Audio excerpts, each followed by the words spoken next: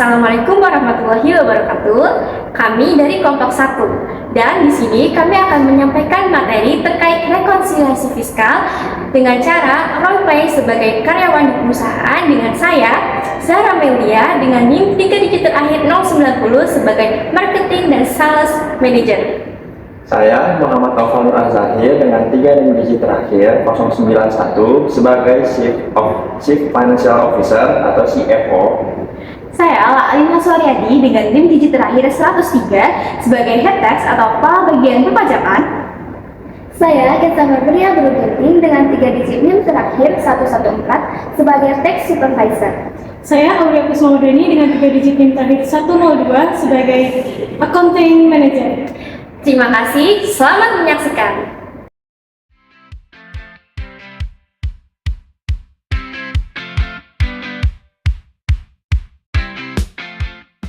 Selamat siang semuanya. Siang Pak. 2 minggu lagi itu adalah batas akhir pelaporan SPT tahunan PPh Badan kita. Bu Aulia, Bu Kenza, bagaimana progres laporan keuangan fiskal kita? Untuk laporan komersial sudah close Pak. Laba bersih komersial kita tahun ini tercatat 12 miliar berdasarkan SAK.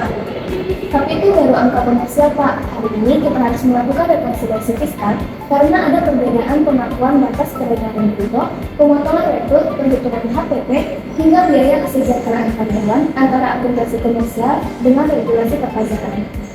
Mari kita bedah dari bagian paling atas, yaitu peredaran bruto. Di laporan komersial Bu Aulia, penjualan dicatat sebesar 80 miliar. Namun, ada pengiriman barang di akhir Desember sebesar 2 miliar rupiah yang secara SAK belum boleh diakui pendapatan karena risiko belum berpindah. Masalahnya, waktu pajak keluaran sudah terlanjur kita terbitkan di bulan Desember. Secara fiskal, berdasarkan UU PPH, penyerahan barang atau saat pembuatan faktur pajak, mana yang terjadi terlebih dahulu itu sudah memicu pengakuan penghasilan.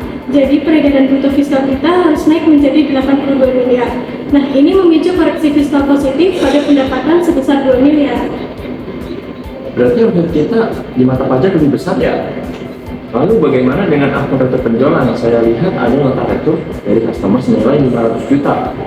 Nah, ini porsi tim sales yang menangannya Pak. Nah, jadi nota customer itu terbit di bulan Januari tahun ini. Sedangkan karena barangnya sudah balik Desember tahun lalu, Ibu Aulia itu langsung memotongnya di laporan komersial tahun lalu agar datanya itu match Pak. Nah, ini yang tidak sinkron secara fiskal negara. Berdasarkan peraturan pemerintah terkait tata cara retur, pengurang penghasilan bruto atas retur baru sah diakui pada masa pajak saat nota retur tersebut dibuat oleh pembeli. Nah, karena nota retur tersebut baru dibuat Januari tahun ini, maka secara fiskal tidak boleh mengurangi omset tahun lalu. Akibatnya nilai retur sebesar 500 juta itu harus kita lakukan koreksi fiskal positif terlebih dahulu. Jadi potongan retur itu baru bisa kami gunakan sebagai pengurang di SPT tahun ini ya Kak? Baik, saya paham. Jadi tim sales harus memastikan tanggal barang kembali dan tanggal penerbitan nota retur dari customer berarti tahun yang sama agar tidak kena koreksi waktu seperti ini. Oke deh, silakan dikoreksi untuk tahun lalu ya Ibu Kenza. Siap, Bu Zahra. Oke, omset sudah clear ya. Sekarang giliran saya untuk masuk ke harga pokok penjualan. Nah, di bagian persediaan, dalam menentukan nilai air HPP komersial, saya menerapkan metode pencatatan persediaan average sesuai dengan SAK. Tetapi untuk penilaian fisik barang usaha di gudang, kita sempat melakukan breakdown atau penurunan nilai persediaan sebesar 400 juta karena harganya jatuh. Nah, secara aturan pajak, metode persediaan kita itu di pasal 10 ayat 6 UU PPh memang memperbolehkan metode average atau FIFO. Tapi bagaimana dengan aturan penurunan nilai persediaan? Nah, itu dia masalahnya. Fiskus hanya mengakui penilaian persediaan berdasarkan harga perolehan, tidak mengakui adanya kerugian dari estimasi penurunan nilai atau penyisian persediaan yang belum nyata-nyata terjual atau dimusnahkan. Jadi, biaya penurunan nilai sebesar 400 juta yang masuk ke komponen HPP komersial itu wajib kita lakukan koreksi fiskal positif. Jadi, HPP fiskal kita harus lebih kecil dari komersial. Berarti laba kita naik lagi ya karena HPP-nya mengecil secara fiskal. Lalu gimana dengan akun gaji, THR, dan bonus karyawan? Itu kan biaya real. Nah, untuk gaji, THR, dan bonus secara umum aman Pak di pasal 6 ayat 1 huruf A UU PPh. Sebagai pengurang karena merupakan biaya untuk mendapatkan, menagih, dan memelihara penghasilan. penghasilan. Tapi saya melihat di laporan Bu Aulia ada akun cadangan bonus 1 tahun sebesar 300 juta yang dibukukan secara aktual, namun uangnya baru akan ditransfer ke karyawan di bulan Mei nanti. Tahan dulu di situ Bu Aulia. Saya harus membahas akun cadangan bonus ini. Dalam hukum pajak kita, biaya kompensasi kerja itu baru boleh dikurankan jika sudah nyata-nyata dibayarkan atau sudah direalisasikan kepada karyawan pada tahun pajak yang bersangkutan. Menggunakan biaya yang sifatnya masih estimasi atau cadangan itu melanggar prinsip kepastian fiskal. Jadi cadangan bonus sebesar 300 juta ini wajib koreksi fiskal positif.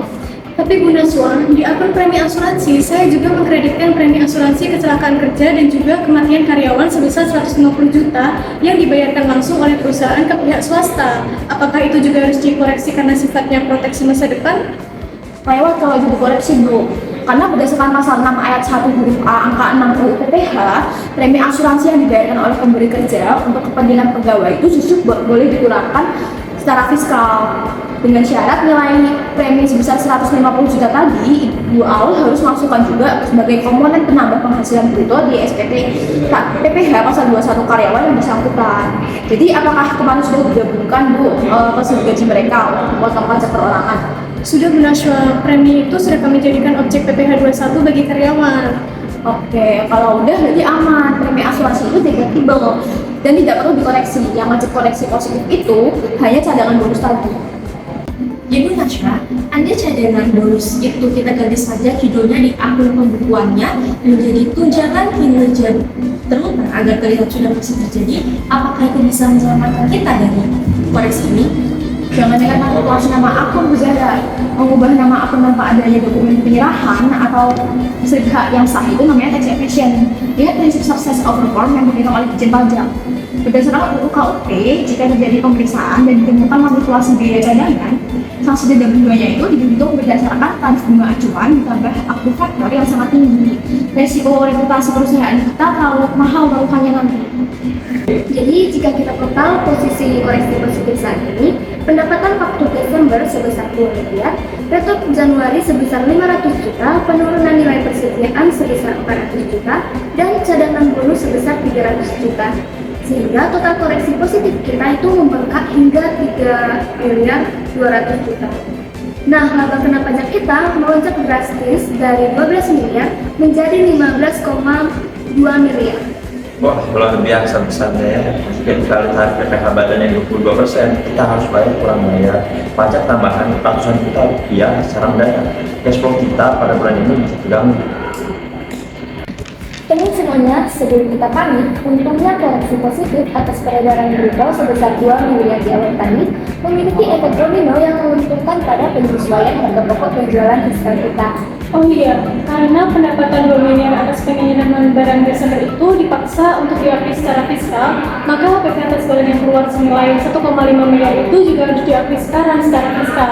Padahal di komersial baru dicatat tahun depan. Tepat sekali Bu Aulia, berdasarkan asas keselarasan pendapatan dan biaya, karena omsetnya naik secara fiskal, maka kita berhak memasukkan HPP barang tersebut sebesar 1,5 miliar sebagai pengurang fiskal tahun lalu. Nah, di akhir ini kita mendapatkan koreksi fiskal negatif sebesar 1,5 miliar. Artinya ada penyeimbang yang cukup besar. Benar Pak, mari kita hitung ulang total akhirnya secara bersih.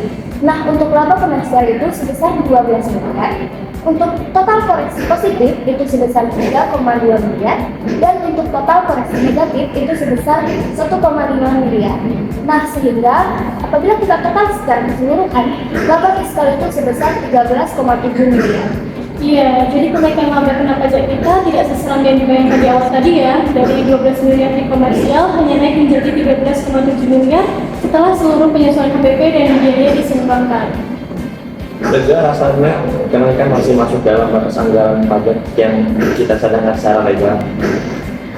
Angka laba fiskal 13,7 miliar ini valid dan aman. Mungkin saat segera eksekusi pembuatan ISPT tahunan PPh badan kita berdasarkan hasil akhir rekonsiliasi ini. Siapa? Jadi langkah selanjutnya, karena ada perbedaan waktu pengakuan omset dan juga KPP antara SAK dan fiskal di BPS tadi, saya juga akan mencatatnya sesuai dengan SAK 46 untuk mengakui adanya aset atau kewajiban pajak tahunan. Dan dari tim sales juga pastinya akan mendapatkan pelajaran berharga. Mulai sekarang kami akan mengontrol tanggal pemotongan retur penjualan agar terbit administrasi sesuai asal penerbitan nota retur. Oke, jadi pelajaran penting hari ini kita tuh harus memahami batas pengakuan pelajaran bruto, syarat biaya gaji dan bonus, dan kelapan premi asuransi bukan sekedar kepatuhan, melainkan sebagai strategi kita sebagai perusahaan supaya tidak salah menghitung beban pajak dan juga dari sanksi denda nantinya. Kerja bagus semuanya, rekonsiliasi sekaligus selesai. Patuhan terjaga, keuangan perusahaan aman. Mari kita tutup rapat hari ini. Terima kasih Kak. Ya, sama-sama. Jadi, berdasarkan pasal 4 ayat 1 UU PPH, yang menjadi objek pajak adalah setiap tambahan kemampuan ekonomis yang diterima atau diperoleh wajib pajak yang dapat dipakai untuk konsumsi atau menambah kekayaan wajib pajak. Secara komersial, pendapatan diakui ketika pengendalian atas barang atau jasa telah berpindah tangan kepada pelanggan. Sedangkan secara fiskal, penghasilan pada prinsipnya diakui ketika hak atau penghasilan tersebut sudah timbul dan jumlahnya dapat ditentukan secara jelas. Kemudian metode penilaian persediaan yang boleh digunakan secara fiskal sudah benar, yaitu FIFO dan average sesuai dengan pasal 10 ayat 6 Undang-Undang PPH. Kemudian menurut komersial, kerugian yang masih diestimasi dapat diakui sebagai beban. Namun secara fiskal, kerugian yang masih berupa estimasi atau penyisihan belum dapat dibebankan sesuai dengan pasal 9 ayat 1. Nah, selanjutnya ada biaya yang dapat dikurangkan atau kita sebut dengan deductible expense. Nah, sesuai dengan pasal 6 ayat 1 UU PPH, biaya yang dapat dikurangkan adalah biaya yang digunakan untuk mendapatkan, menagih, serta memelihara penghasilan atau kita sebut dengan 3M. Nah, dalam masalah yang kami hadapi tadi, ada biaya gaji dan THR yang merupakan biaya yang berkaitan langsung dengan kegiatan usaha perusahaan, maka biaya tersebut boleh dikurangkan dari penghasilan bruto karena memenuhi prinsip 3M, maka tidak perlu dikoreksi fiskal. Selain itu, perusahaan kami membentuk cadangan bonus akhir tahun. Nah, sesuai dengan pasal 9 ayat 1 huruf C UU PPH, cadangan itu tidak boleh dibebankan sebagai biaya fiskal kecuali cadangan tertentu yang diperbolehkan oleh undang-undang. Nah, karena bonus itu tidak termasuk cadangan yang diperbolehkan, maka harus dilakukan koreksi fiskal positif. Kemudian, pasal 6 ayat 1 huruf A UU PPH, premi asuransi karyawan bisa menjadi biaya yang dapat digunakan dari penghasilan bruto. Maka biaya ini tidak perlu dikoreksi. Kelompok 1. Siap, lanjut.